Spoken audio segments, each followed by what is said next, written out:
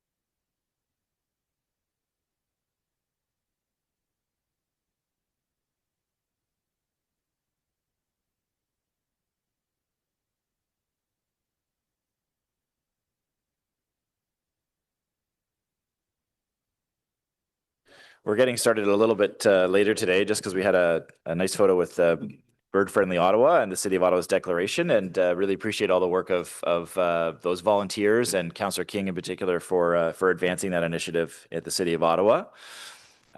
This is Tuesday, April 21st, and we are at the Environment and Climate Change Committee. We begin our meeting today on behalf of the Ottawa City Council. I wish to acknowledge that Ottawa is built on unceded, unsurrendered Anishinaabe Algonquin territory. The City of Ottawa honors the peoples and land of the Anishinaabe Algonquin Nation and honors all First Nations, Inuit, and Métis people and their valuable past and present contributions to this land. Before we proceed, I'll just ask the committee coordinator to do a roll call of all members. Councillor Luloff. Good morning, Chair. Councillor Hill. Present. Councillor Curry. Here. Councillor Kavanaugh. Present. Councillor Johnson. Here. Councillor Devine. Here. Councillor Tierney. Present. Councillor King. Here. Councillor Brown. Here. Councillor Lowe. Good. Vice Chair Carr. Present. Chair Menard. Here. You have quorum, Chair. Thank you very much for that. Are there any declarations of interest? Okay, seeing none, can we confirm the minutes from Tuesday, 17th of February, 2026? The meeting minutes confirmed. Thank you very much. So we have a few things to take care of today. There's a couple of IPDs that I've had members request that we lift onto the agenda. They would be considered after the item 5.1. So with the will of committee, if we're able to lift items 7.1 and 7.2 onto the agenda, that would be helpful. Because some committee members have questions or there are motions about some of these items. So with the will of committee, can you lift those on? Okay, thank you very, very much. I'll try to take care of some business. We have the response to inquiries, a yellow bag program. We also have the municipal responsibility 5.1 agreement for 1491 Manotick Station Road. I'm not sure if anyone has any questions or comments on these, or if committee feels comfortable carrying this at this time. 5.1, can we carry that? Okay, carried. Fantastic. And the two IPDs we have lifted, and we have a notice of motion which has been previously given by Councillor Lowe, which we'll deal with at the end of the meeting as well. Councillor Tierney on the yellow bag program. Yeah, I just want to say thank you for staff for responding to that. Clearly, I think we found a good balance. You can see people are using it when needed and prevents dumping that would have been far greater if we didn't actually come together collectively as a council and come up with a solution. I know originally, I think if it was 2 bags only, we would have had a much greater challenge, but we've had a good balance at 3 items, 99 pounds.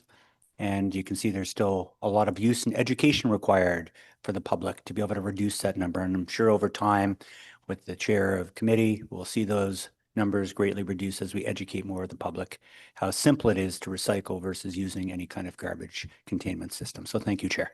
Yeah, fully agreed on that. And thanks for those comments and for staff for producing that data. Obviously, there's some good usage of that program. And to Councillor Carr, who originally had pushed for that as well. So 7.1 is the item that we're coming back to. That is the municipal drinking water system. Councillor Hill had asked me to hold this item. So over to you, Councillor Hill. Yes, thank you, Mr. Chair. I just wanted to ask staff if they could speak to the city's interface with our school boards as it pertains to safe drinking water. I know that there was a report from the Canadian Environmental Law Association that came out a few days ago indicating concerns regarding drinking water samples from some of the schools. And I just wanted to get comment from city staff on that issue.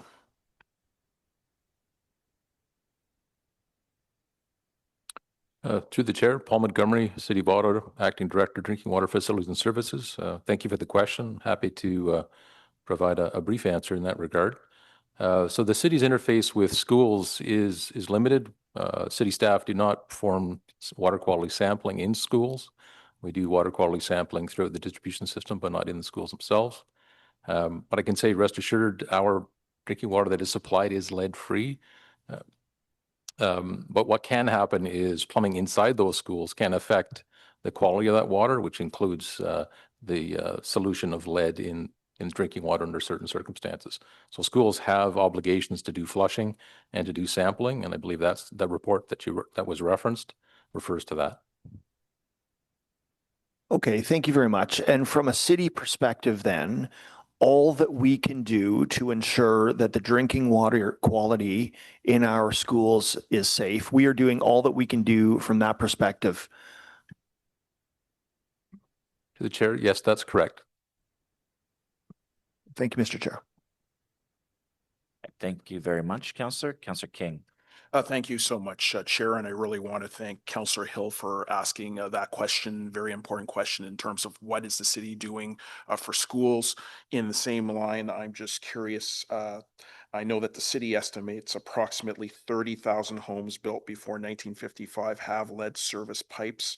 I'm just wondering, what is the current rate of lead service pipe replacement? And at that rate, how many years will it take to eliminate lead service connections? Mr. Chair, we don't have that information right at our fingertips. So if it's okay for the councillor, it is something that we can come back with. The lead service program is also around replacing lead services on private properties. And so through our normal integrated programs where we replace aging water mains, we also prioritize those water mains that have lead services that are connected to them. And so we take the opportunity to change out those lead services when we replace the water main. So we do that up to the service post, so the city portion of the lead service. And at that time, the homeowner has an opportunity, if they want to also replace the lead service line up to their property.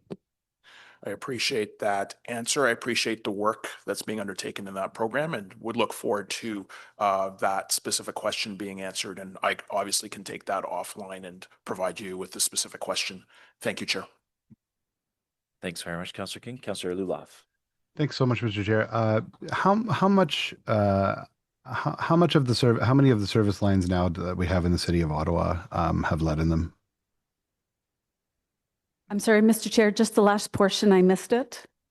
How much of our service infrastructure has lead in it currently? So we don't have a full inventory. What we do have is an estimate based on the age of the water main and the properties. This is mostly very small service lines. So it is affecting a small portion of the city and obviously in older neighborhoods. So that is what we have. And so at this point in time, there are also regulations around treatment plant and making sure that our drinking water and our pH do not contribute significantly to lead being able to leach from that private plumbing. And so that is part of the safeguards that we also do have, is that we have a higher pH water that really minimizes that. For those who have lead services, they have the opportunity to get filters, home filters that could filter out that. But a very simple strategy to flush the water maybe up to a minute, depending on how long your property service line is to basically flush out that initial stagnant that might be there on the first take. Okay, understood. So when you were mentioning that when we do service line upgrades, that we give private property owners an opportunity to change out their portion of the line that may have lead fittings. Do we do this? Do we offer the same? Do we offer the same to schools and other institutions along that route while we're doing those upgrades? Mr. Chair, the program is really towards residential properties that have those small service lines. I will double check our criteria, but I don't believe at this time that it includes schools. Okay. I am aware that in the province of Ontario, elected officials are personally liable for drinking water quality. I don't know if we have a member of legal staff here that might be able to answer this question, but does that extend to the quality of the water coming out of the tap in an elementary school? Mr. Chair, I can confirm that it does not, as it's on the private side. Okay. Has the City of Ottawa engaged in any advocacy work following this report in seeing that that there's this issue in our schools? Have we reached out to provincial counterparts to express our concern with regard to the high level of lead that we're finding in drinking water where our children are learning every day?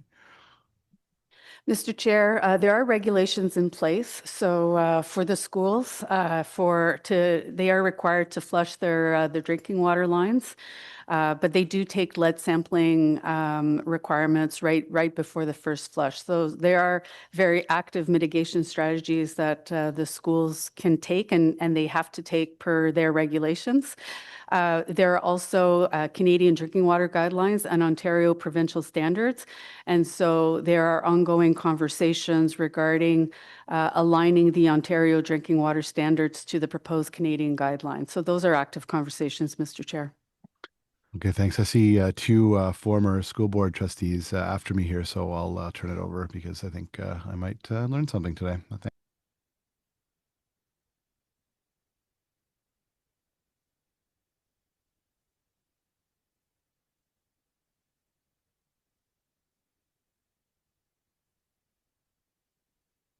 thanks very much. Former school trustee Kathy Curry. I don't have any school questions. And I would just want to say thanks for lifting this IPD, because I think anytime an IPD on drinking water comes to an agenda, it should be lifted, really. Okay, especially because what's in this report. This summary report indicates that there were some data lapses because of power failures and server failures. So I'm wondering if staff have a further comment on that, because certainly, we see this in the tech park, but in terms of our water data, if there's a glitch and we don't get our full data, I think that's concerning, but maybe staff have a longer comment on what's being done to prevent this from happening. Yeah, thank you, Chair. So the data, the missing data results from sometimes equipment failures. So that could be an aged PLC, for example. So we regularly replace those out. So those are unexpected failures. We'll do that. We have in place in some systems a capacity to keep a second copy on the PLC as well, so we can retrieve the data. But occasionally systems do fail, and we missed portions of data. That's not to say that we didn't do manual intervention to take samples as well. We did in each case to ensure that we had the data, but from a regulatory perspective, there's a prescribed frequency that this sampling needs to be done. And if it's every 5 minutes and you've only got it every 10, you're non-compliant. So the data gaps are fairly limited.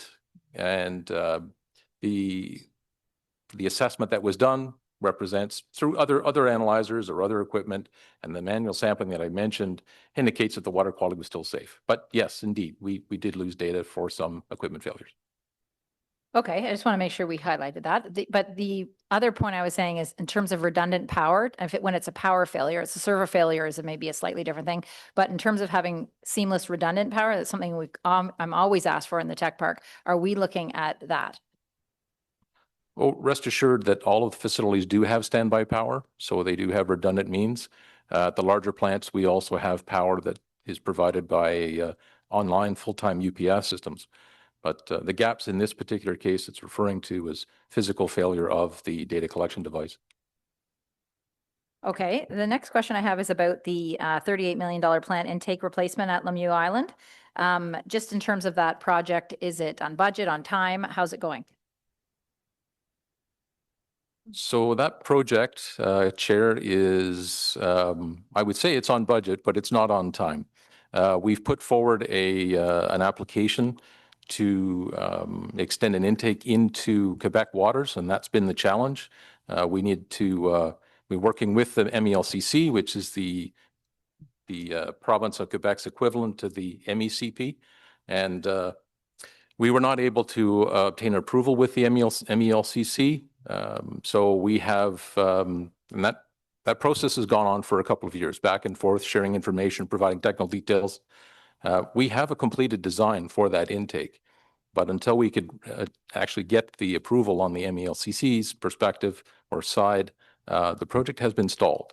So staff's intent is not to actually pursue that. It's to be perfectly frank, it's proving to be more challenging than we'd hoped to get approval from the MELCC. So our plan is to look on the Ottawa side to see if there's ways we can improve the resiliency of the drinking water intake at Lemieux Island in defense of things like frazzle ice and slush ice coming down the river. So no, it is behind for sure. Okay, wow, that's fascinating. Yes, well, our MECP can be challenging as well. So the last question I have is, as we all know, I have this situation in Canada where potentially toxic chemicals are leaking out of some of these ponds into our waterways. And I do have residents in Canada on wells. Residents asked, what does the city do to make sure my well water is safe? And I asked Ottawa Public Health, and they indicated the resident can pay for testing.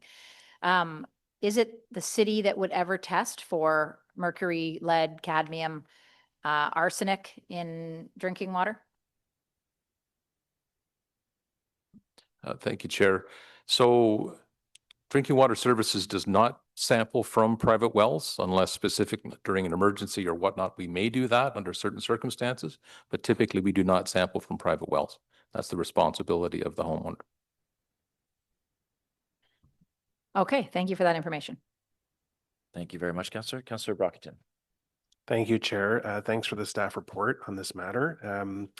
In the staff report, it says this is with respect to lead in drinking water and the homes that have been constructed prior to 1955. The staff report says each year city staff conduct testing in the winter and summer in a subset of older homes to verify lead concentrations in household tap water. What findings do you receive from those random testing? Are you finding lead in the water? And would that then contribute to more proactive outreach with households pre-1955? Thank you, Chair, for the question.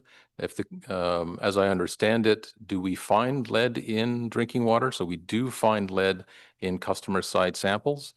Typically, it's coming from either lead-bearing fixtures or, as previously mentioned, lead services. So when in drinking water, when it spends enough time in contact with lead-bearing surfaces, some of the lead does dissolve. So we do find those levels. In Ottawa, with our corrosion control strategy established, as mentioned by Ms. Rose earlier, with respect to elevating pH, the lead levels meet the Ontario provincial drinking water standards. So we're less than the 10 part per billion lead that's mentioned there. The second part of the question, I'll need a repeat of that. I'm sorry. It's about proactive outreach. So the city roughly has an idea of how many households were built pre-1955. Are people getting notices in their water bill about they can get free water testing, encouraging people to replace pipes that's on their property? How are we reminding people that testing is available, and what information are we providing the public, encouraging them to replace aged pipes on their property? Thank you, Chair. I think in short, with respect to the outreach that's done, that can be a continuum of exercises. We're continually reviewing that, and we'll be open to re-examining that program. But we do communicate that information on the City of Ottawa website, so there's information there. If people have a lead service, and the provision of, I would say, customer requested lead sampling can certainly be requested at any time. I appreciate that. The other thing I'll ask is just for staff to take under consideration, given the magnitude of the Morissette Reservoir project that's happening right now in River Ward that provides water for 25% of the entire city, would staff just include a paragraph of this project in next year's annual report? Mr. Chair, we can take that direction. Fantastic. Okay. Thank you, Councillor. Councillor Kavanagh. Yeah, thank you. I just wanted to give a shout out to our water quality staff, because it is something we're proud of. I've got Britannia filtration plant in my ward, and it's doing a great job. Back on April 1st, I actually posted about how we're going to sell our water to other municipalities in plastic bottles. And the only complaint I got was, why were we using plastic bottles? So obviously people thought that was a great idea, but regardless, we'll keep it to ourselves. And obviously we have great water quality. So just thank you to the team. Thank you very much, Councillor. All right, so we're moving on to the next item, which is the Bytown 200 celebrations, the tree planting feasibility. So I'll ask Vice Chair Carr to read in a motion on behalf of Councillor Brockington.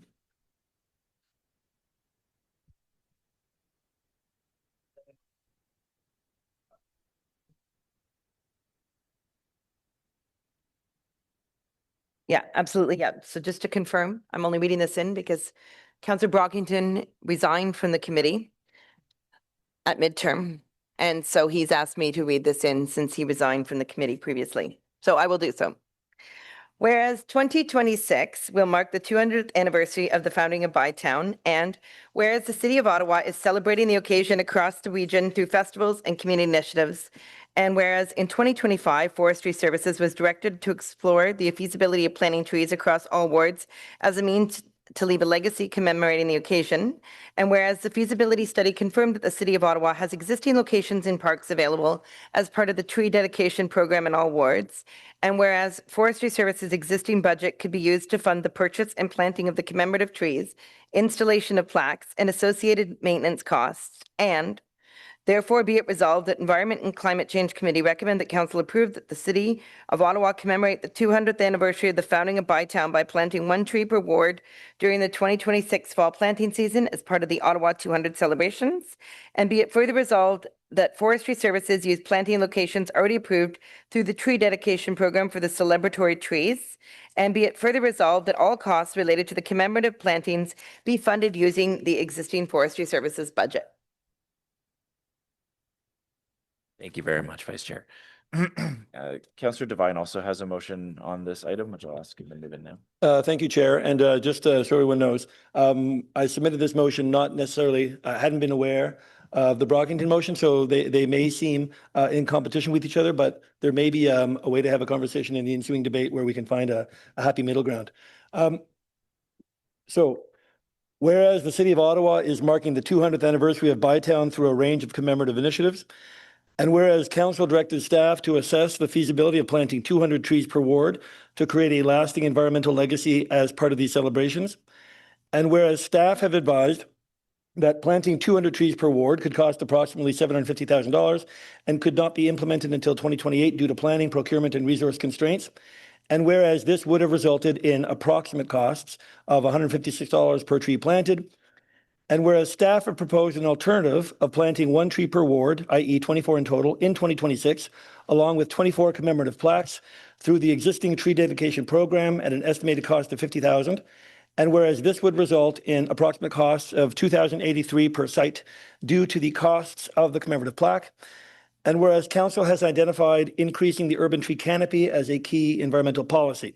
Therefore, be it resolved that staff be directed to allocate the $50,000 towards the planting of 200 trees outside of the existing tree planting budget in 1 or more areas to be determined by staff based on canopy needs and in such a manner that maximizes the number of trees and minimizes the number of plaques, and that this planting be seen as a properly balanced commemorative initiative. Okay, thank you very much. So both those motions are on the floor now. I'll go to Councillor Curry. Thank you. So, Mr. Chair, just quick summary here. Staff had recommended, or someone had recommended 200 trees in 24 wards, $750,000. Can be done, but expensive and not till 2028. Second thing they said was, well, instead, how about you do 1 per ward? We can do that, $50,000. That would be 1 tree in, like, our city is enormous. You know this. I'm not saying this is a terrible idea. I'm just saying our city is enormous. 1 tree per ward with 1 plaque per tree, $50,000. So what Councillor Devine is saying is, let's take 200 trees and put them in pretty much 1 spot for $50,000 and have maybe 1 plaque. Maybe, unless people want to debate things. But in terms of bang for buck, Councillor Devine's motion makes more sense, I think. But in terms of what we want to try to do for 200th anniversary and everybody wants to have a little tree and whatever, that's nice. I think it's all nice, but basically the second Councillor Devine's motion, you're getting 200 trees. Here we're getting 24 trees and it's still $50,000. Yeah, and that's what's absolutely my next thing. So I'd like to hear a comment from staff, but in my perspective right here, that's the better deal. And this is not the Price is Right, but I think that's the better deal.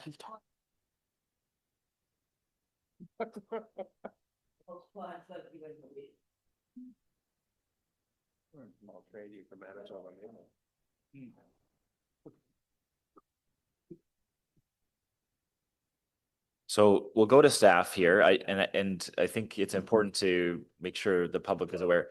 We plant hundreds and hundreds I don't know the exact number of trees every year, but it's I believe it's in the thousands. And this is not a debate about the planting of trees in all our wards. That happens every single spring and summer. We all get lists of the parks that are, but there's more than that, of course.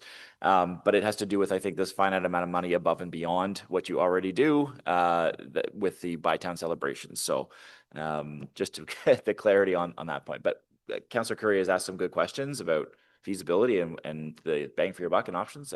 If you have a comment, it'd be helpful to hear. Yeah, through you, Chair. Thank you. So it comes down to a bit about the planning around this project. So to plant 200 trees in every ward, there's a really big planning component there, which would take probably a couple of years to get through.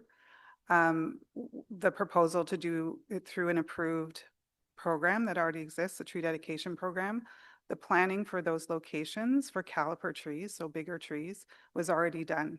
So it was a very simple implementation that could happen in 2026, in the year of the 200. In order for us to do something, an alternative, to find other locations, there's a planning piece that has to happen. So we would have to, take staff that are implementing our approved planting programs and shift them to finding locations, getting approvals, buying trees, circulations, all that kind of stuff. So implementing through the tree dedication program, they're larger trees, that's the cost is more. 200 trees would be, you'd be looking at a lot smaller trees. So it's something that we could do. It probably likely wouldn't be able to happen in 2026. Okay, so, but a comment of the 200 trees in one spot, that is possible, that if they were smaller trees. We would need to do the legwork to find the location to put those trees in. It's possible, but it may not happen this year. Okay. I will say that, one of the things in terms of trying to even plant 1 million trees or whatever our goals are, have we ever looked at having every student in every school in Ottawa plant a small tree somewhere in big groups? Like, to me, that's like how many students we have in this city. Seems to me like that would just be a fast, easy way to plant a lot of trees. Yeah, so through you, Chair, we do work with many volunteer groups, including a lot of school groups every year, to do big community plantings where several hundred trees are planted. Again, they're working with staff ahead of time, months and months ahead of time, on the location for those plantings, approvals, ordering trees, utility locates. So there's a planning piece that has to happen with anything that goes into the ground, but planting trees with schools is something that we do a lot. Okay, well, I'll leave you that with that, but I'll listen to the rest of the debate. Thanks. Yeah, thanks. Good questions. Councillor Brockton. If I could just frame this, I'll say this is about a commemorative program. A commemorative program. This is about commemorating the Ottawa 200 anniversary. And if we just want to have an argument where that you can plant more trees and forget about commemorating Ottawa 200, forget about the plaques or one per ward, then I understand that argument. But I just want to remind everyone to frame this discussion. It was about how can we do something fairly inexpensive. We're not all going to get a shiny new community center or library branch like Centennial, Canadian Centennial, where you saw projects across the country. My original pitch was 200. Staff have said that takes about 2 years of lead up. The Canada 150 program, where every ward got trees, took about 2 years to implement. So in speaking to staff after my direction went through, it was what's feasible for 2026. And what staff have said is one per ward is feasible. The tree will actually be taller than the other trees. If we plant 200 trees in one location, they're likely going to be shorter, smaller trees. And so this is what staff can do this year, planted with a plaque, and then there'll be at least a fairly inexpensive commemoration per ward. And what better thing to do than plant a tree? So that's where my thinking was. Obviously, you can get more with a divine motion, but for me, this is an inexpensive way to commemorate the 200th anniversary. So that's why I moved it. Thank you for that, Councillor. Councillor Tierney. Yeah, I commend Councillor Brockington on that. I think this is the year, if we want to celebrate and engage people on environmental issues, this is the cheapest ticket to do it. I mean, we're not looking to spend a lot of money on trying to rescue a golf course from building. What we're trying to do is actually... Sorry? Yes, we found other ways that we've spent money on other things. I think this would be a great example of where we could actually go into our own wards and help promote Like if we're talking fiscal responsibility suddenly, I think there's other things that we do around the table. And if we want to engage on environmental stewardship and promoting trees, this will be a good opportunity for every single ward to actually be able to have people come out and learn that we actually have this program. And I'm sure our environmental chair will go out of his way to ensure that that is promoted. I will be. I'll invite everyone out to come see the beautiful tree and how they can get one on their lawn and how they can put one in their community and how we can build more tree canopies. But I mean, let's not get rich on fiscal conservatism right now. I think there's only a couple people that could say this around the table. Thanks, Mr. Chair. Okay, thanks very much. Councillor Devine, and then I'll have some comments after. Thank you, Chair. Hey, everybody. I think we can see, you know what? Here's what I think happened. I think Brockington's original plan of 200 trees per ward as a commemorative thing was a fantastic plan to begin with. We just don't have the resources to do it. And staff went away and with an alternative, and with respect, the alternative could have been something that achieved the same goals, commemoration plus tree planting, in a way that maximizes the better benefit. No one in the city of Ottawa is saying more plaques, more plaques. Everybody's saying more trees. What we have here, yes, it is commemorative, but there is no need for commemoration to be on a per ward basis. There is no inherent increase in value by it being on a per ward basis. Councillor Tierney is correct. A tree can be planted in his ward, he can invite people to come see it. Or the tree can be planted in Councillor King's ward and Councillor Tierney can invite people to go to Councillor King's ward. What we have here, it is commemorative, absolutely. It is also tokenism. It is one tree, it is symbolic, it is performative. Yes, it is commemoration and there's value in that. The same commemoration could be achieved, 200 trees planted here, one plaque, everybody go visit, take the bus. Both goals are laudable. I just think, understandably, you hit a wall of can't implement that. Let's come up with another plan.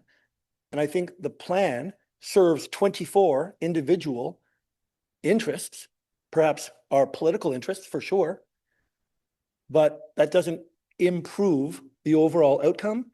And forgive me, but as I understand it, because of compounding interest,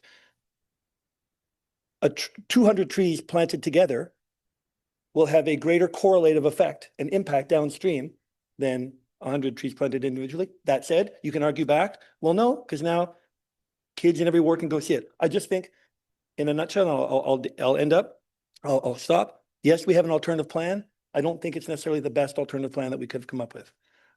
Thank you, Chair. Okay, thank you, Councillor. Vice Chair Carr. Just a quick question for staff. When we plant 200 trees altogether in one spot, what is the survival rate of the trees, generally speaking? Through you, Chair. When we plant larger sort of naturalization projects, we typically expect about a 30% loss, so 70% survival rate. They're planted closer together. Some of them you'll get regeneration happening, so it's never 100%. Okay, thank you. And so if you were to plant 200 trees together, how long is watering by the city? That takes place every year? So generally with naturalization projects, we're not watering those projects because they're more of a natural condition. In years of sort of extreme drought, we may give them some supplemental watering. Trees, caliper trees in parks are watered weekly for 3 years. So these, under the commemoration program, these would be larger caliper trees that are watered weekly, yes, as opposed to the other option, naturalization, not watered, a loss of at least 30%, correct? Yes. Okay, thank And you. I'll just add that the watering costs for the caliper tree is included in the cost of this project. Okay, thank you. Thanks very much, Vice Chair. So just a few things. This committee has done a lot to improve tree planting, right-of-way tree planting, tree equity in the city, more plantings, more park plantings, and increase the budget for tree planting. We need to do more, but a lot has been done by this committee. We have done a lot, and we need to continue that progress. This situation is one where I think there's a need to commemorate the 200th anniversary of Bytown, City of Ottawa, while also having a stretch goal to push where we can with some more plantings within staff, within what is feasible, and to make sure we're working with staff. The issue that I'm having right now is that we had one motion that was on the table, came forward. It was an alternative because Councillor Brockington wanted some commemoration of this laudable event, which makes sense to me, and we should of course pass that piece. The piece, Councillor Devine's motion came late today. I think there needs to be some more work with staff. I think that can happen. We have a lot of plantings that go on in our parks where we should be having stretch goals of where are we actually planting? Can we get some more trees here? Those lists come to councillors. So my view is let's not, like, both of these things are good. They don't need to be competing, and I wish it didn't come out that way, that they were competing. I think they're both important. So I've had conversations with both of the movers. My view is staff can implement Councillor Brockington's motion this year right away. Councillor Devine and I and others should be working with staff to get more plantings along the lines of what we're saying. We want a 200 award. Let's see what we can get to this year. And perhaps early next year as a commemoration in all of our parks. And let's not throw out the other commemorative piece that Councillor Brockington had worked on with staff in advance of this. So I think if you're both willing to kind of take that direction of, yes, let's get this motion passed. Let's make sure we're taking yours as a piece for direction with staff. Come back and work with us, and because I think if we pass yours today, it's up in the air. It might be 2028. We don't know where we're going with it. Though the goal makes sense to me is let's focus on the trees, which what people want. Let's do both of those things. So that's just my view. Is let's get this one passed here. The Councillor Brockington motion. Let's Councillor Devine, if you're willing to work with myself and staff on this and where we can go in the next plantings, which are coming up soon. You've got locates, I know, coming in. Spring and fall plantings coming. We're all going to get those lists that we love seeing in those Excel sheets that we get from you. And I think we can stretch goal that this year and into next year to get to the goal that Councillor Devine has talked about. So if everyone's okay with that, maybe that solves this, and we can go. Are you okay with that as an approach? Does that mean I have to withdraw and change to direction? I think it would be a direction to staff to work on the motion that you've put forward in concert with the chair. If staff will take that direction, we're just late in the day a bit on this one. So if you're comfortable with that, we can move that direction. So I'll just move to Councillor Brockington and Councillor Devine just to wrap up and see if there's any other comments. Okay. So Councillor Devine, you're happy to withdraw and say we'll work on a direction in the line of the spirit of the motion that you had. Okay. I'm seeing consensus there. Everyone else okay? Other comments? Yeah. Just to confirm yeah. then, Mr. Chair, so Councillor Devine is going to take this offline and deal with staff offline, or is there actually a formal direction coming to this committee? Yeah, I think that I'm putting forward the direction was something that I was putting forward, but I think Councillor Devine is okay with it. Are you okay to put that direction forward, Councillor Devine, to work on the motion that you've tabled here without To achieve the same outcome, but yet not necessarily through the commemorative program as something for next year. your mind? If what you are saying is a direction to work on not necessarily the motion that I drafted, but the intention behind the motion. So to work on something whereby it might not be in reflection of the 200th commemoration, but it might be towards increasing capacity, scope, budget for future tree planting. Sure, achieves the same goal. Yes. Okay. So Mr. Chair, I'm not clear. Are you issuing direction to staff to do something, or are you saying you're going to take this offline and deal with the issue and come back with a formal direction or motion at committee or council? Out of respect for process, I think I would prefer, what I would ultimately prefer is something altogether different, but out of respect for process, I believe what I would like to do is what Councillor Hill just said, which is to work offline with staff after this meeting on a separate conversation that may ultimately result in a more formal direction at a different meeting. I think staff is likely more supportive of that, and I respect that entirely. So yes, Chair. And yes, thank you, Councillor Hill.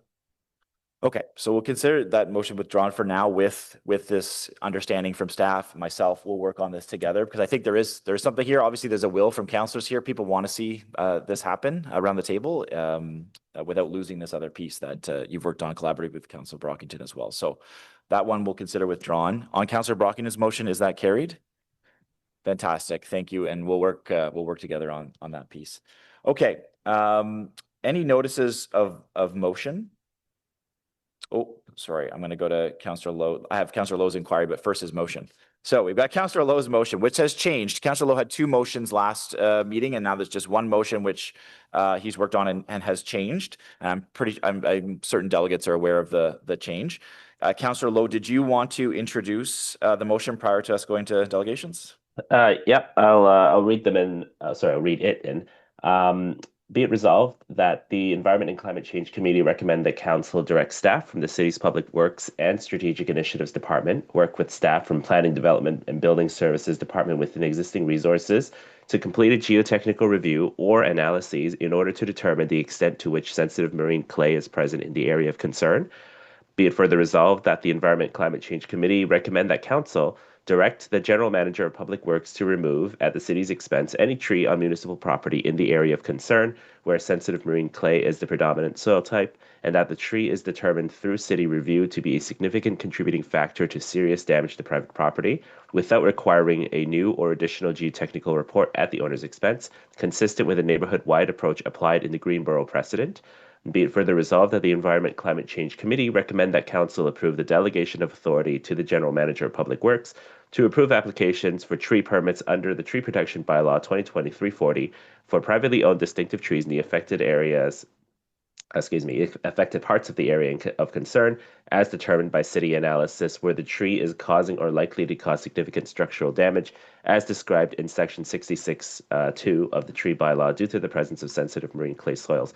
I will note that the neighborhood noted in the operative clause is mentioned in the whereases, which have been which I didn't read, but the neighborhood is it's basically a small neighborhood. It's bounded by Claridge, Beatrice, and Berrigan. In my ward, it's about a kilometer and a half square kilometer rather. It's a neighborhood where several houses have reached out to me and noted that they've had structural issues, including one severe case where the garage had separated from the house. A preliminary investigation had shown that it is the tree, and combined with the fact that it is in sensitive marine Leda clay soil there, that's causing this. There was a next step. All the homeowners that have reached out to me have started the process. They went on to the next step, but they got an estimate for something like $20,000 just to continue through the detailed geotechnical investigation that the city requires. So, given there are that number of homes that have reached out about this, I thought it'd be a good idea to combine it into one geotechnical investigation, and considering there is precedent elsewhere in the city, we can help some homeowners out with the ongoing issues. Happy to answer any questions, and I'll have more comments at wrap up. Thank you. Okay, thank you very much, Councillor Lowe. We have 3 delegations on this, and there'll be a direction as well from Vice Chair Carr. I think we'll go through the delegations and then you could do the directions. So first up, Jennifer Humphreys from the GCA Environment Committee. Welcome, Jennifer. You've got 5 minutes to address the committee. Thank you. Thank you, Mr. Chair. Thank you, councillors. I'm here today as a private citizen with a keen interest in our urban forest. I'm also the lead of the CAFE's, Community Associations for Environmental Sustainability, Trees and Green Space Caucus, which has regular meetings attended by about 40+ advocates for trees from across the city. Let me say first that I'm not a tree expert, nor are most of the members of the caucus, though we have many specific areas of expertise. We're knowledgeable supporters, however, of the city's tree protection bylaw, as well as tree planting strategy and tree equity program. And we congratulate this committee and the excellent forestry staff for vigorously pursuing our city's 40% urban canopy target. Slide 2. Urban trees are valuable. I come today with a simple message.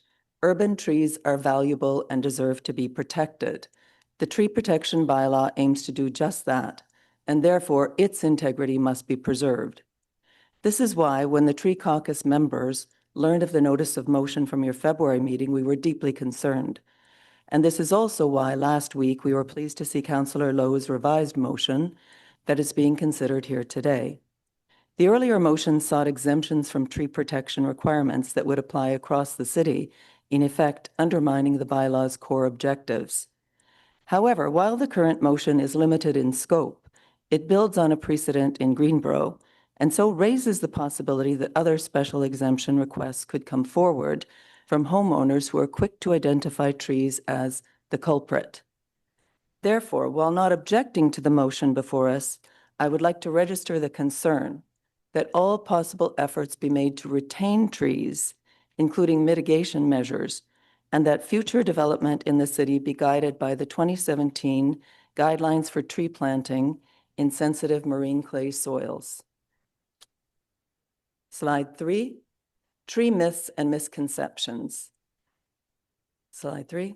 There is a stubborn tendency to see trees as the primary cause of foundation or pipe issues when they merely take advantage of existing cracks or openings. Some residents are quick to push for removal rather than exploring mitigation options that would allow a tree to stay. Underlying this is a sense that trees are not terribly important, either to an individual's property or to the city as a whole, but they are. We in the tree advocacy community work to educate residents to dispel the myths about trees and share information about how trees support us. And we believe that councillors can and often do convey these same messages to their ward residents. Slide 4, trees provide many ecosystem services. I'm not really telling you anything you don't already know probably, but it's important not to lose sight of these ecosystem benefits as we develop our city and add more homes. Slide 5, trees are cool. As this infographic illustrates, trees cool us and also clean our air. This is a huge benefit, all the more important as we confront global warming. Slide 6, trees keep you healthy. Both for physical and mental health, the Canadian Association of Physicians for the Environment urges doctors to prescribe spending time in nature, such as visits to treed parks and forests. Slide 7, trees are aesthetic assets. As the slide states, trees play a central role in making Ottawa a good place to live and a desirable place to visit. Slide 8, big trees serve us best. While understanding that smaller trees are better for sensitive marine soil, large mature canopy trees are the big providers of carbon sequestration. As illustrated here, it takes many more young canopy trees to do the same work. Tree planting is vital, but it's also critical to preserve mature trees, which store tons of carbon and afford far greater ecosystem benefits overall. Slide 9. The future of trees in Ottawa.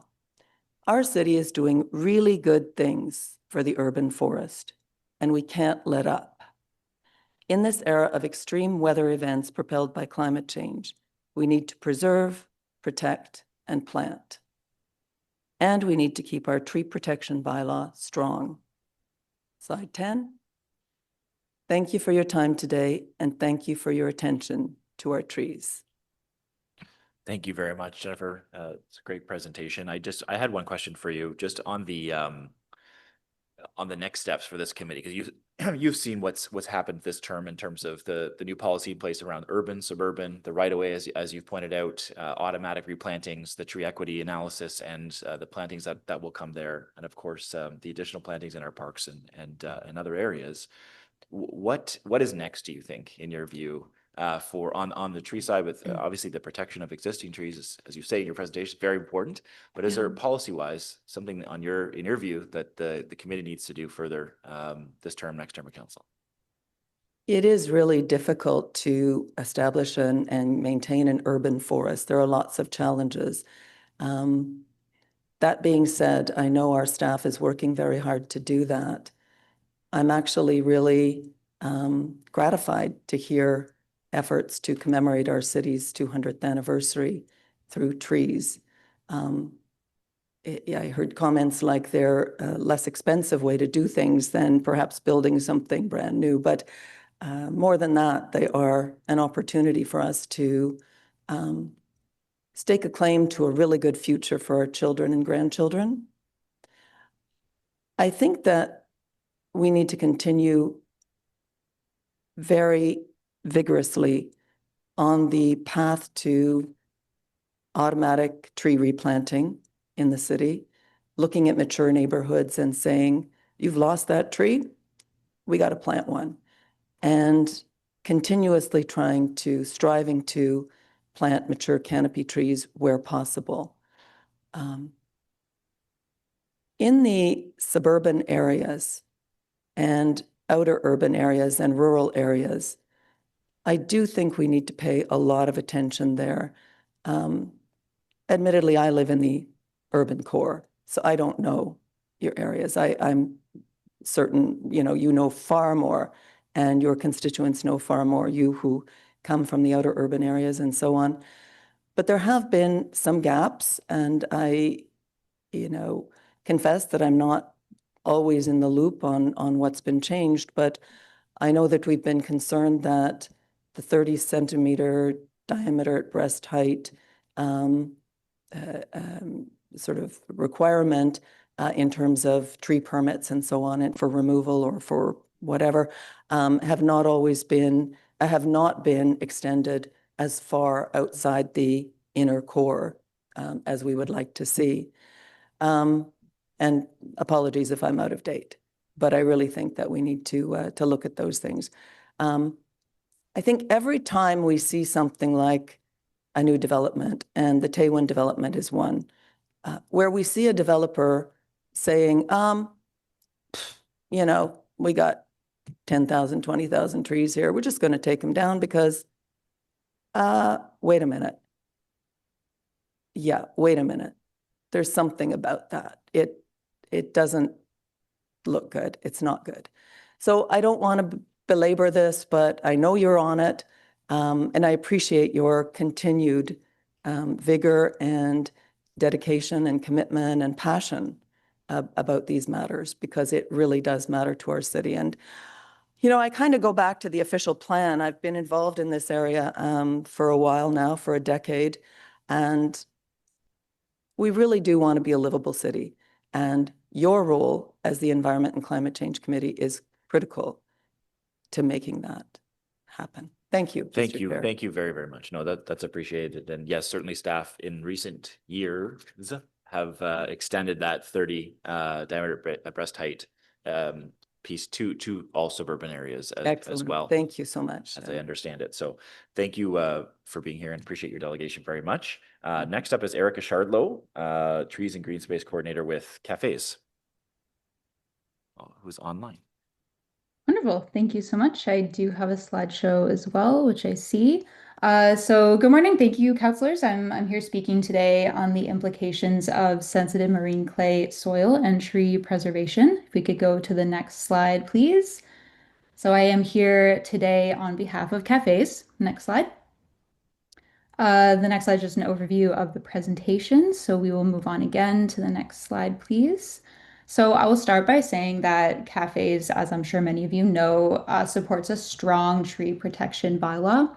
Trees are, of course, essential for a healthy and resilient city and for the well-being of all residents. And this is why we were concerned to hear about the first motion that was brought forward in February seeking to amend and essentially weaken the tree protection bylaw.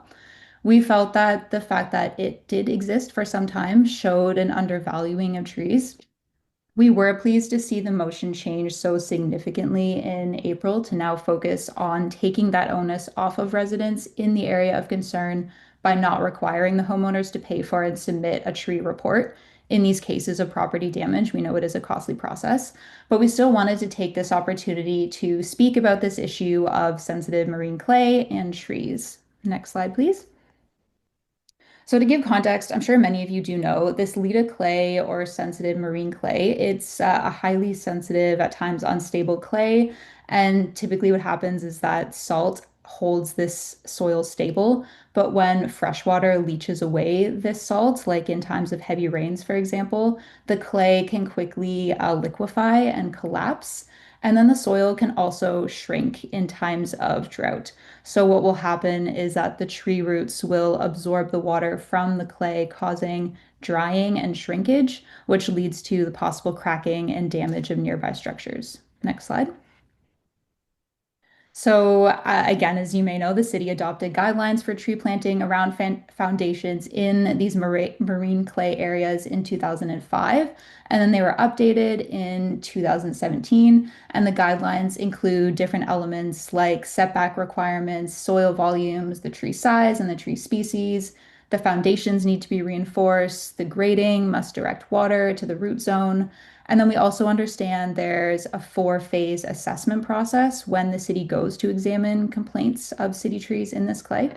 Next slide.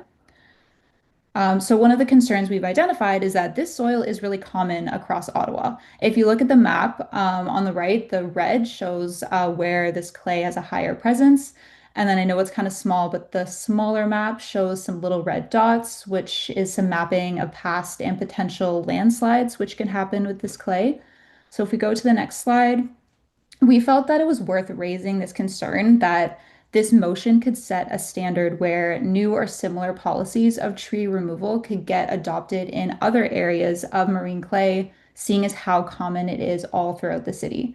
That will eventually make it easier and easier to remove trees. There are also concerns that once these complaints are submitted by homeowners, that trees will get removed by the city before mitigating strategies are attempted first, like pruning or watering.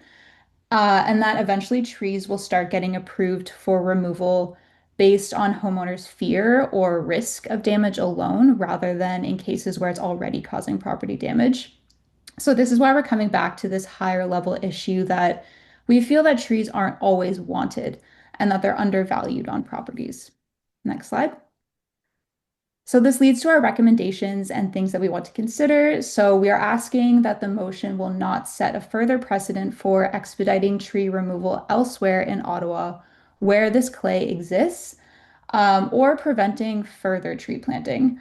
We also want to ensure that the technical guidelines for trees in the Salida clay are being enforced to prevent unnecessary tree loss in the future. And we also want to ensure that the mitigating strategies are being considered first before going right to tree removal in this area of concern, but also elsewhere where tree permits are being considered. So if we go to the next slide, that is everything I have. Thank you for the opportunity. Thank you very much for your presentation. Councillor Johnson has a question for you. Yeah, I just really wanted to thank you for your presentation. I think it really highlights exactly my concerns around the conversation today. Attributing causality to a tree when in fact the stability of the clay is likely part of some of the experiences of a homeowner.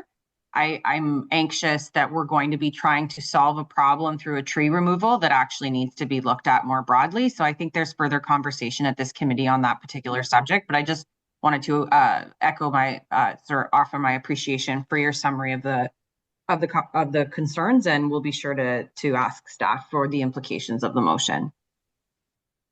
Okay, wonderful. Thank you, Councillor. Thank you very much for that. I just have one quick question around the mitigation strategies you mentioned. You mentioned watering and pruning. Can you just expand on that in terms of trees in Leda clay and what options there are for mitigating? Yeah, of course. So I do know that one fairly simple mitigating strategy could be directing eavesdrops towards the tree and away from the foundation of the home. So this helps ensure that the trees are staying watered and that the clay is not drying up because the tree roots are soaking up too much of that water.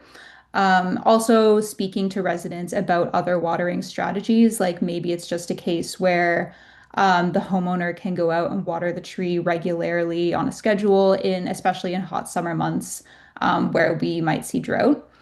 Another strategy could be pruning the tree just to lessen its needs for water uptake. And then I also have read a little bit about adding compost or mulch to the soil to improve moisture retention. Again, just to make sure that the tree is getting enough moisture and it doesn't need to be soaking as much water up from the clay. And then also potentially just educating homeowners more about trees and clay, like when the city goes out to respond to these complaints, where there might be property damage, making sure that the homeowners are very aware of the kind of soil that their house is built on, the tree, and just the whole situation. And then during this assessment phase, because we don't really know exactly how it happens, but we do want to make sure that the homeowners are being given this period of time to try out these strategies and to see if they're really working. And then maybe if they're really not working, like watering didn't do anything, pruning didn't do anything, then the city could go back. But we just want to make sure that like these strategies are being tried out and that it's not just going right to, okay, well, it's the tree's fault, the tree needs to come down, and that's that. So Thank you very much. Thank you. Yeah, thank you for answering that. Appreciate that.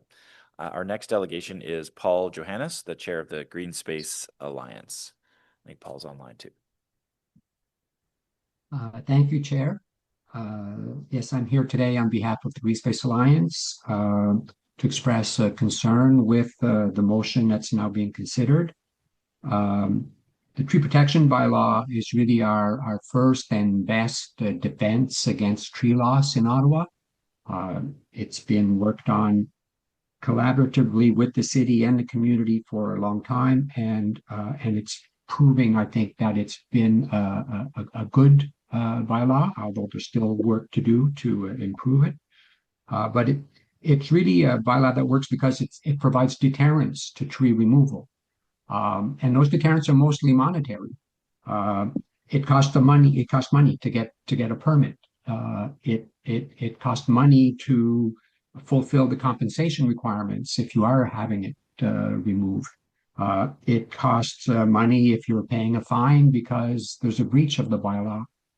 And it costs money because there's professional fees associated with that whole thing. And so that whole package is really what deters the removal of trees. And that's what we count on to slow down. It never stops the removal of trees. The permits do get provided, but it slows it down. It provides this deterrence along the way. The tree protection bylaw, as it currently stands, it currently covers the removal of trees that are causing now or likely to cause in the future serious damage to private properties. That's already in the bylaw.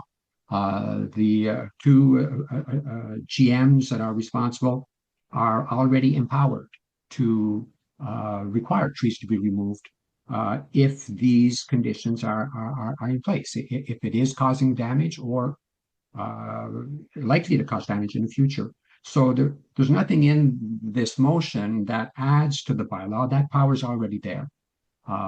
When we really look at it, really what we find is that what the motion does more than anything is like the net effect of it is to transfer costs to the city that are incurred as part of the assessment and evaluation, as part of those professional fees that are usually part of the deterrence. So in a way, by transferring those costs to the city, it reduces the deterrence of the bylaw. It weakens it, and that's our concern. And in any, like, what we need to do is to keep strengthening the bylaw, not do things that actually reduce its deterrent effect.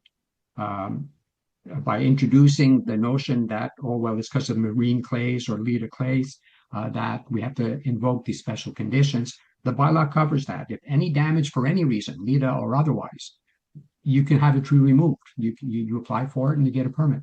But if we do introduce this idea that, oh, yeah, the LIDA clay is a special thing, well, you know, I don't know if it's half the city, we've seen the map, but there's LIDA clay all over the city.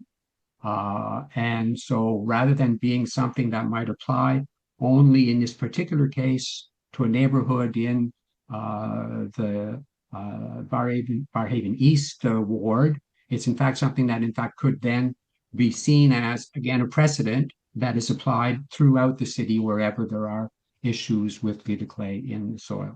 So we would ask that you not consider, that you reject this motion and rely on the provisions of the bylaw that is in place now, that does deal with property damage, that deals with trees that are likely to cause damage, and it can be removed under there, but keep the deterrent effect of having that whole suite of costs associated with getting trees removed through the bylaw.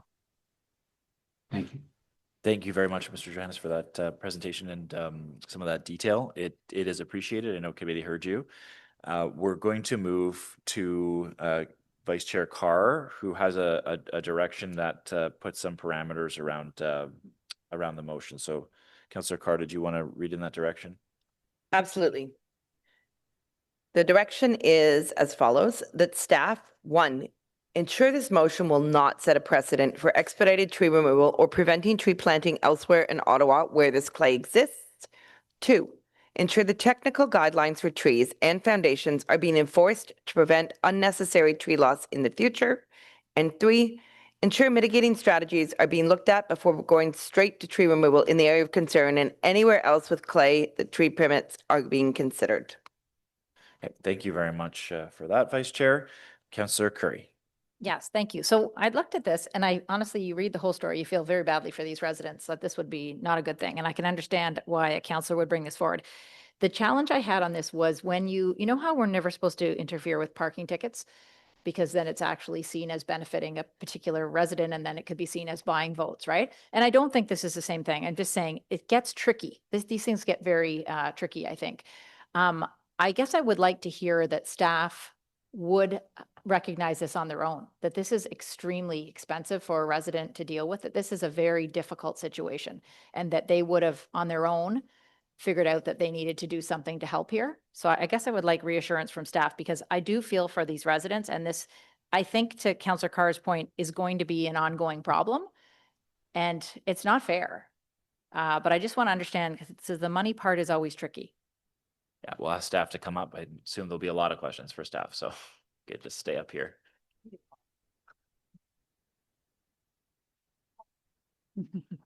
Why? So she can spill it over there on you, so be careful.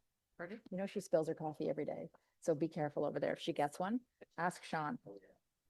Yes, watch out. Oh.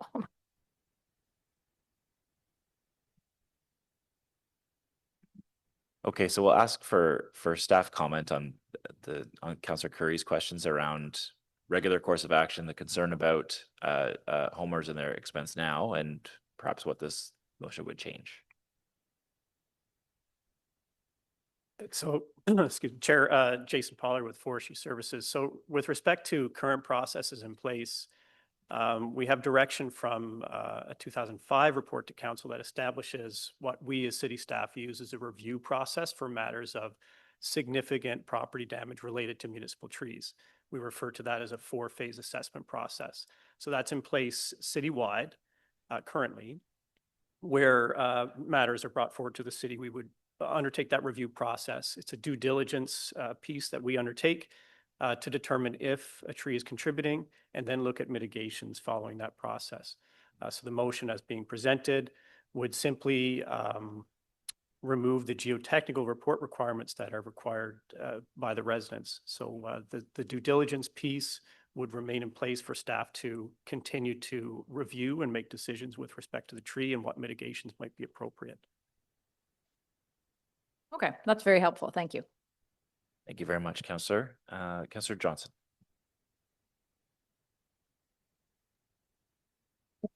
All right. Help me understand what's going on here. Okay. I feel, you know, persuaded by the idea that there actually is Leda clay present in much of West Ottawa, and I'm sure I'll have some Eastern colleagues that may suggest it's in the East. So tell me how this motion does not, in fact, affect more than just the original intention of the councillors' concerns.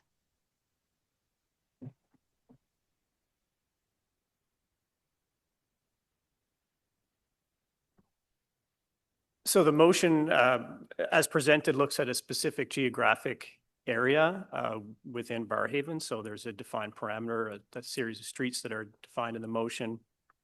So within that particular geographic area, it's been proposed through the motion that residents within that zone, after city review, would not be required to come forward with a geotechnical report. City staff would still look at you know, the aspects of damage, how the city tree may or may not be contributing, and then reach a decision on mitigation with respect to a tree that's contributing significantly to property damage.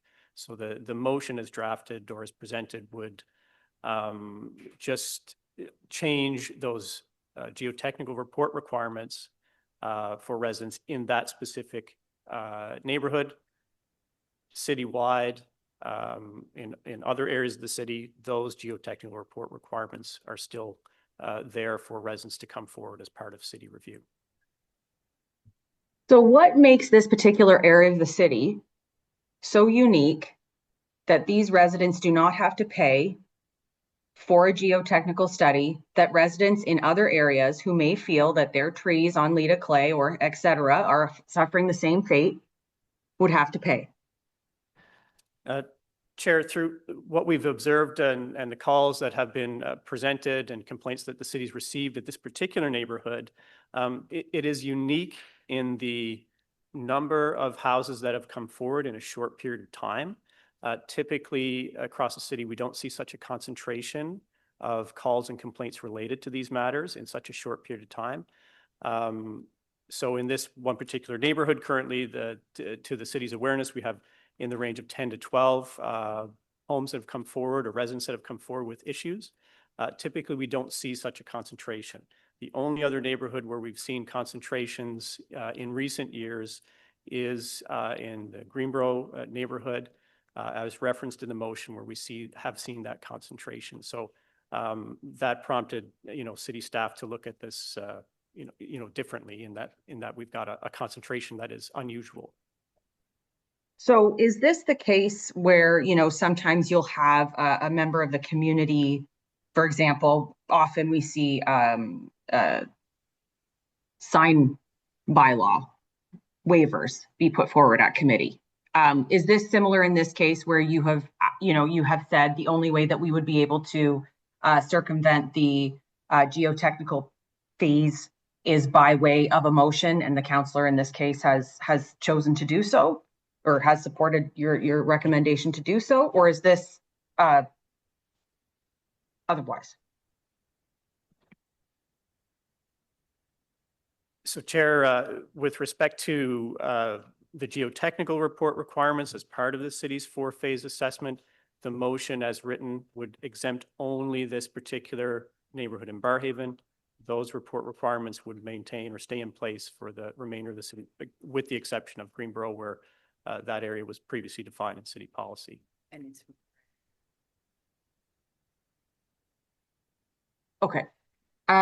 Okay, so in this case, there's no transfer of the geotechnical requirement costs onto the city from the homeowner, as was suggested by one of our delegates.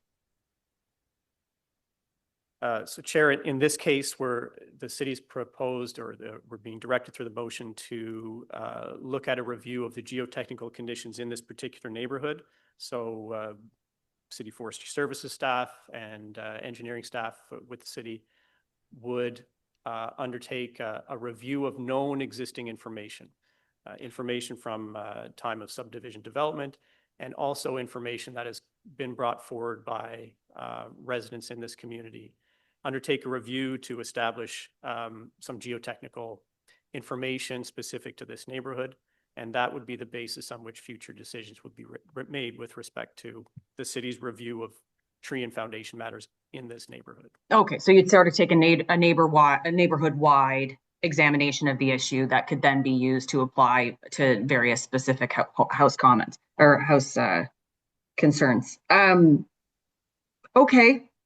I appreciate the motion. I appreciate the context. And I see a couple people who are after me. I just want to make sure, could you offer some comments in terms of the concerns being brought forward by cafes where, the tree might, for lack of a better word, absorb some of the blame for, pre-existing conditions in the soil, where we might be tempted to remove a tree when in fact, we might have stability issues. More broadly than that, are there bounds around that that you can offer as assurance?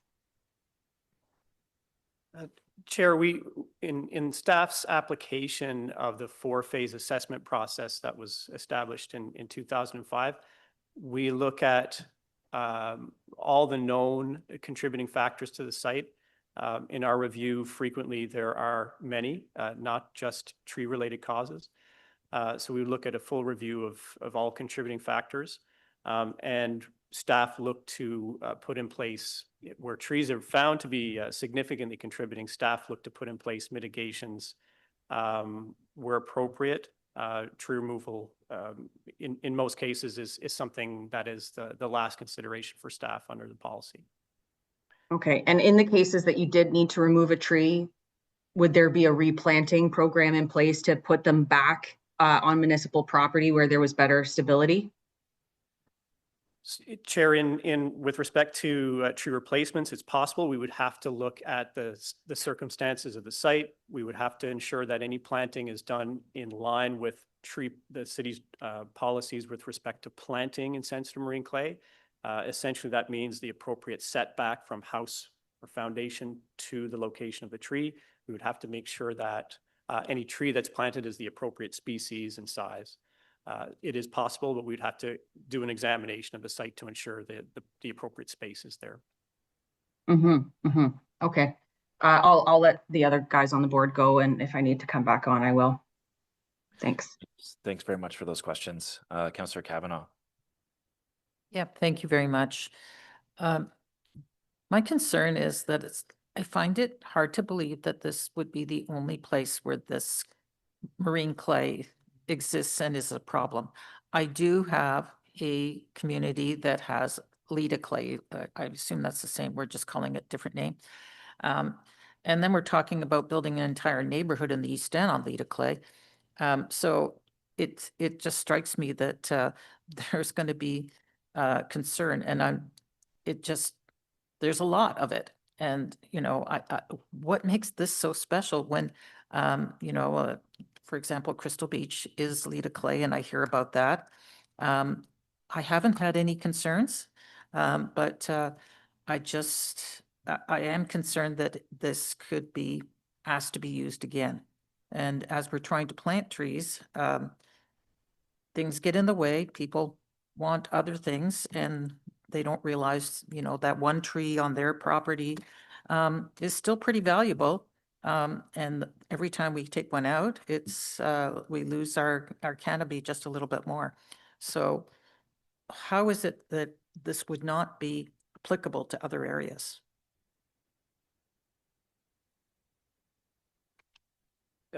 Chair, the motion as presented has a defined geographic location that we're looking at having this geotechnical report, you know, exemption essentially for this for this neighborhood.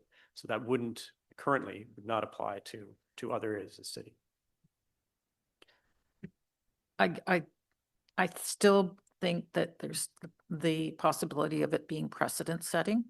And that's my major concern. I appreciate the direction that has been moved by my colleague, but that just still concerns me.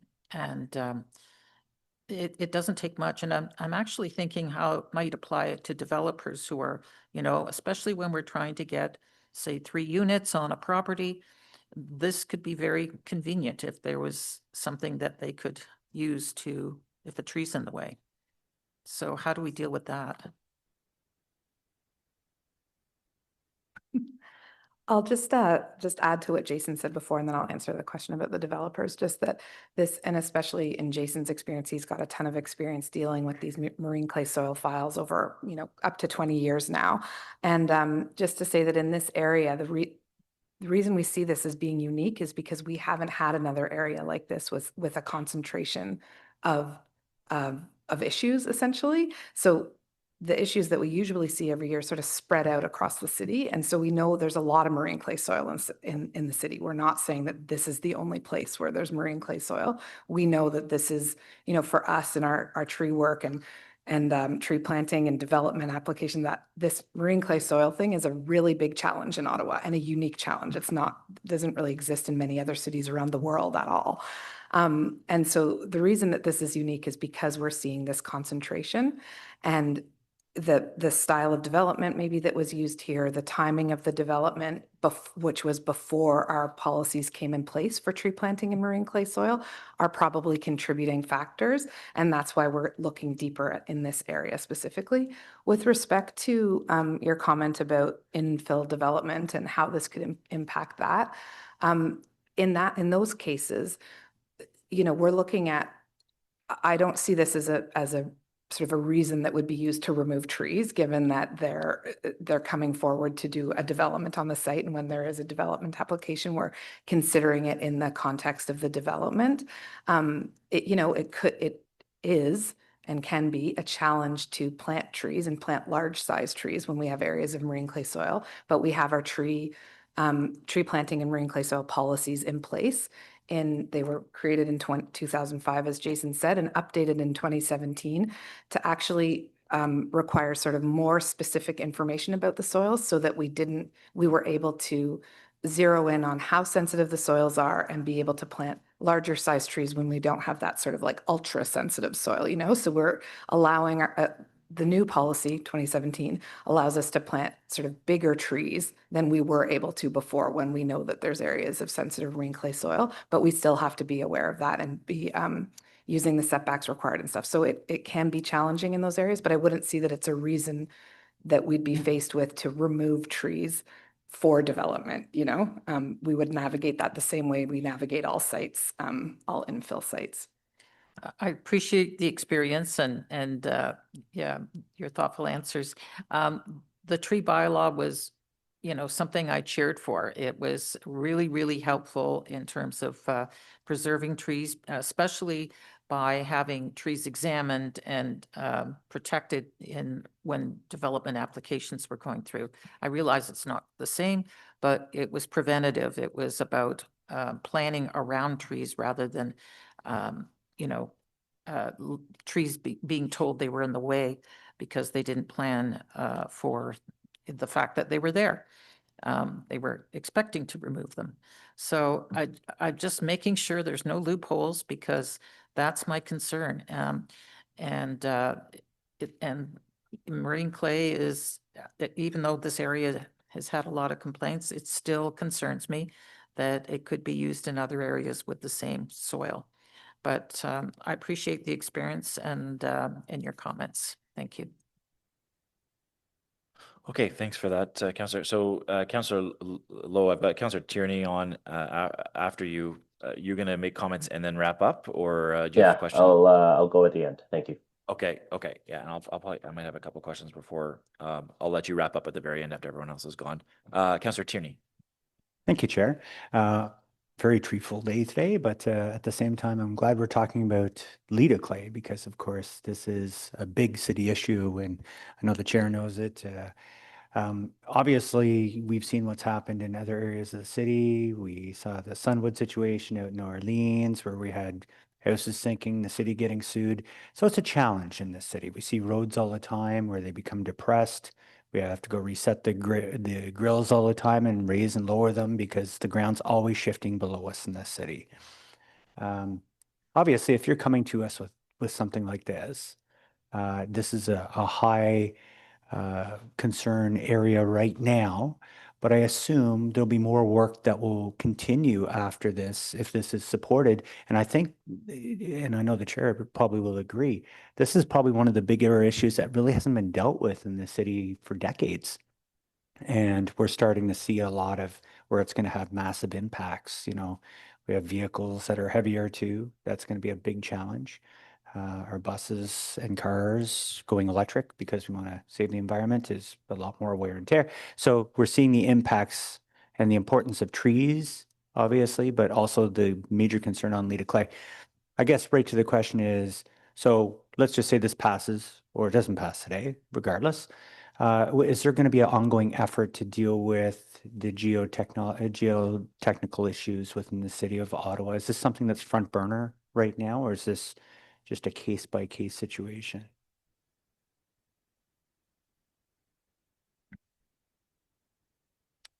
Well, I can say with respect to, Chair, with respect to the, where areas are brought forward to the city or to city staff where there is property damage associated with trees, we would continue to apply our review process, the due diligence process, the 4-phase assessment process as approved in 2005.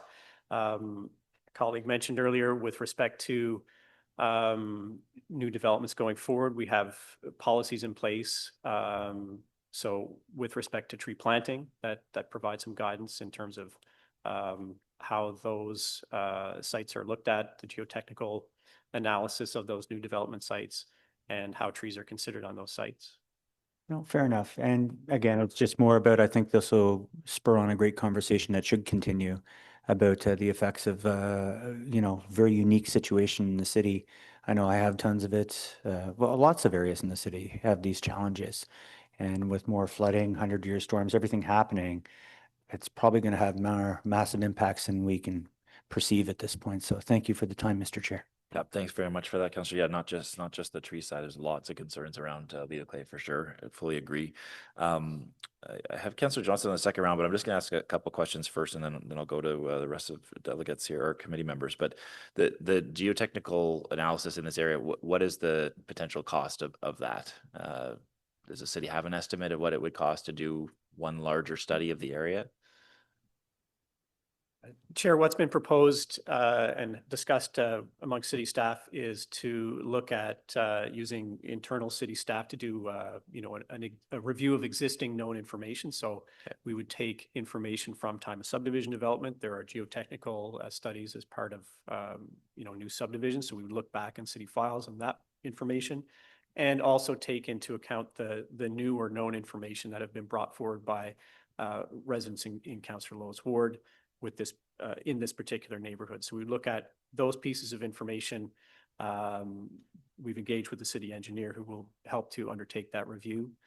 So costs would be, absorbed by existing staff, and existing processes. And if those studies are finding that there is some foundation damage or that there's concern here, it's not just necessarily the trees that we're talking about. It's the potential payment for replacing or repairing damage to property, foundation or otherwise, of the private property as a result of potentially of a public tree. I just want to be clear on the potential result, which exists now, as I understand it. Yeah. It's just that we're paying for the geotechnical study or internally to do it. That is current policy. I just want to make sure. So, Chair, yes, there is an existing city claims process with respect to, where a city tree may be contributing to private property damage.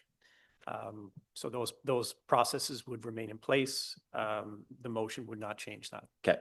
And my biggest question or concern, I guess, is more around this is a pre-planned community. This was a planned community. Greenboro was a planned community at a time that these come up. So what we plant there at that time is super important now, knowing which kind of clay or which kind of soil is there, and what type of tree we're planting, where we plant them. That's a huge issue for the city, obviously, going forward. And I know you've, since 2005 and then 2017 update, these are things that you're taking into consideration now. What was the issue in this area? Was it the type of tree that we're seeing? Was it the proximity to the foundations?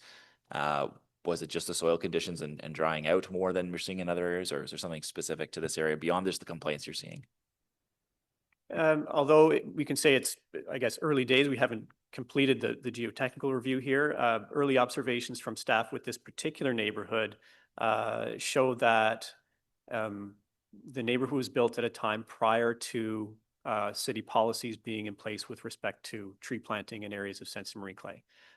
So some of the tree species selection, the distance from the tree to the house structure wouldn't be in line with existing policies as we have in place currently. So that is one of the contributing factors that have been observed by staff to date. So there's more work to do, but that's an early observation. Okay. No, thank you for that. Councillor Johnson, on your second round. Yeah, thank you, Chair. So I just wanted to move a friendly amendment in discussion with Councillor Lowe, and knowing some of the impacts to my neighborhoods when we have tree loss. Sometimes we're not able to see tree replacement happen. And so the amendment I would have sent to the clerk, but it says, where trees cannot be replaced in front of the affected properties, the city will consider replacement elsewhere in Ward 24. Thanks. Okay, thanks for that. I guess we'll get language drawn up, or if you can send that into to the Yeah, clerks. it should be in, Chair. Thanks, Councillor. Councillor Lowe.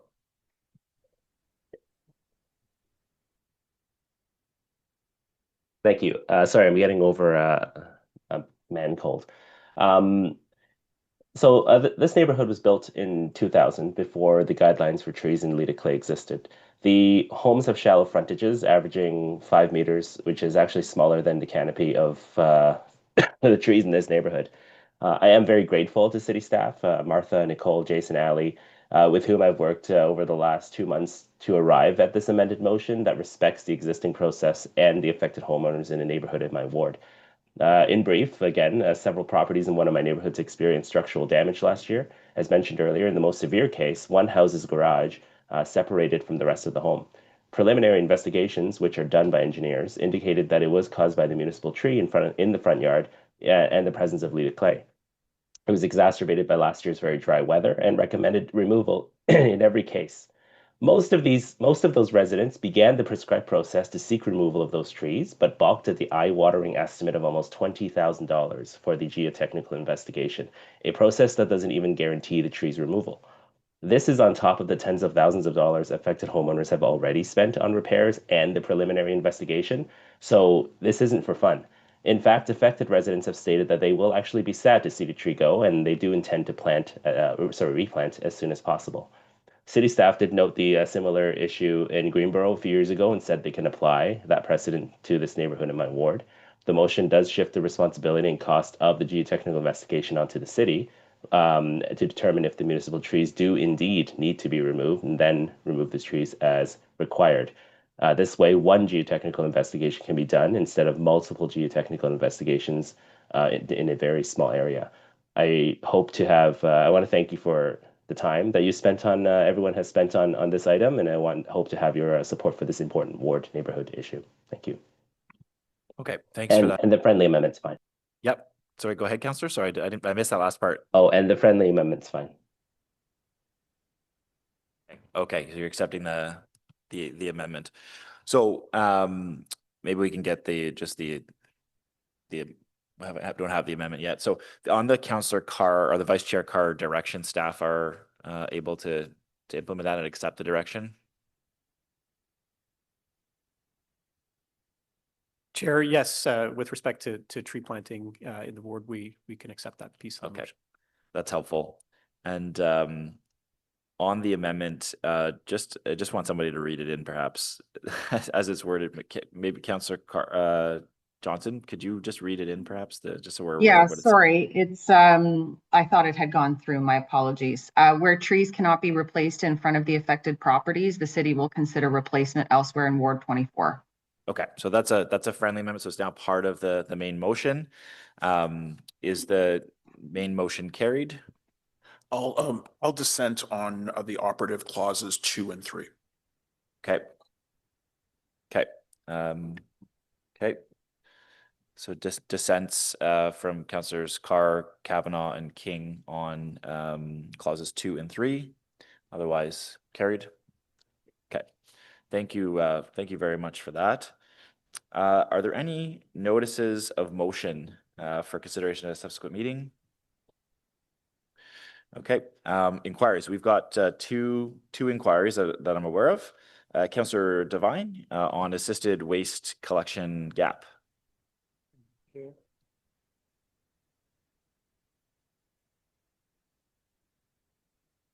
As part of Ontario's transition to individual producer responsibility for recycling, Circular Materials now delivers curbside recycling collection in Ottawa and offers a special accommodation recycling service for residents with temporary or permanent disabilities. This service includes assisted set-out and return of recycling bins. As part of the City of Ottawa's responsibility for curbside collection of garbage and organics, the city does not appear to offer a comparable assisted set-out or assisted collection service for these waste streams. As a result, residents with disabilities may receive assistance for recycling, but not for garbage or organics, even though a waste collection occurs on the same collection day and is experienced by residents as a single municipal service.